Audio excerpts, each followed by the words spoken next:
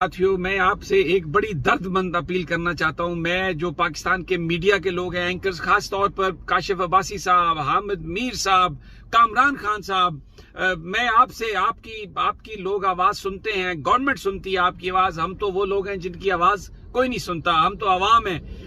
इस वक्त जो ऑपरेशन हो रहा है यहाँ पर लाहौर में चौक यतीम खाना में लोगों को उठाने के लिए जो तहरीक लब्बैक के लोग हैं, बड़ा जुल्म हो रहा है। यहाँ पर गोलियां चल रही हैं हर तरफ और एक तूफान का सा समा है। इसकी जरूरत नहीं थी। वो अपने हत्ते लोग हैं, वो सिर्फ वहां पर बैठे हैं। खान साहब, अगर आप 126 दिन बैठ सकते हैं पार्लियामेंट के सामने और मौलाना फजलुर रहमान कई दिन तक बैठ सकते हैं इस्लामाबाद में, तो अगर ये लोग चंद दिन और बैठ जाएंगे, इनसे गुफ्तगू करके आप इनको उठा सकते हैं। आज जो कुछ हो रहा है वहां पर, वो काला काला या रसूलुल्लाह की सदाएं हैं, वो अल्लाह के नामूस रिसालत के लिए बैठे हैं। अगर वो गलत भी कर रहे हैं तो आप उनके साथ ये ऐसा सलूक मत करें।